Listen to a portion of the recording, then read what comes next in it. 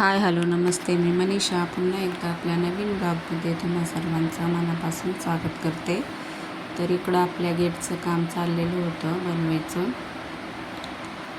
आणि माऊला आमच्या स्कूटी आणली होती. तर पाहू शकता रात्रीचा टाईम झालेला आणि माऊला स्कूटी काही जमत नव्हती, पाठीमागे घेत होती. सर्वजण बसलेले बाहेर स्कूटीचा आनंद आणि इकडे वेदू बसलेली जेवण करत गाडीवरती. तर पाहू शकता आमची माऊ कशी गाडी चालवते. नवीनच आहे, तिला काही जमत वगैरे नाही आहे. तर व्हिडिओला स्किप न करता पहा आणि पुढे मी ब्लाऊजची कटिंग पण तुम्हाला दाखवणार आहे. आणि आमच्या घरी पाहुणे पण आले होते, तर चला व्हिडिओला स्किप न करता पहा, तुम्हाला दिसलेच पुढं. तर पाहू शकता आत्ता थोडीफार चालू होती, उलटी पण पळवते. तिला काही म्हणजे एवढं व्यवस्थित जमत नाही आहे, पण तरी ती चालवण्याचा प्रयत्न करते. दीदी म्हणत होती मी बसू का, तर नको बोलली.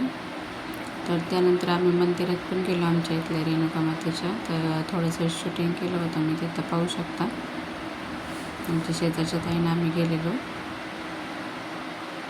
रेणुका मातेचं मंदिर खूप छान आहे. नंतर आमच्याकडे घरी आमच्या शेजारच्या ताई आणि म्हणजे ताईंचा मुलगा आणि त्याची बायको ते पण गेलेले मंदिरात ना, मग ते पण आलेले आमच्या घरी. तर मग तिला आहे ना, आम्ही पहिल्यांदाच नवीन लग्न झालेलं आहे तिचं, पहिल्यांदाच घरी आले. मग साडी चोळी टोपी टावल वगैरे देऊन ओटी भरत होते तिची. तर पाहू शकता मी पण तिची ओटी वगैरे भरली. ताई पण आलेली होती माझी आणि इकडं त्याला पण देत होते हे टावेल टोपी. प्रज्वल बसलेला बाजूला, रात्रीचा टाईम झालेला.